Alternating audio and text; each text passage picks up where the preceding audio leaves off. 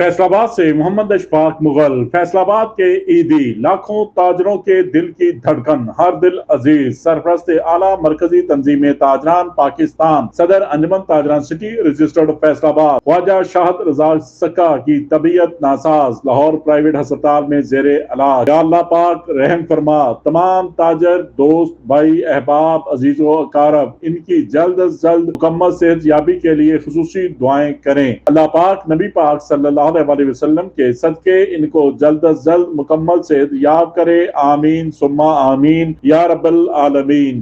देखते रहिए GS news. इस वीडियो को लाइक करें, हमारे चैनल को सब्सक्राइब कर बेल आइकन जरूर प्रेस करें।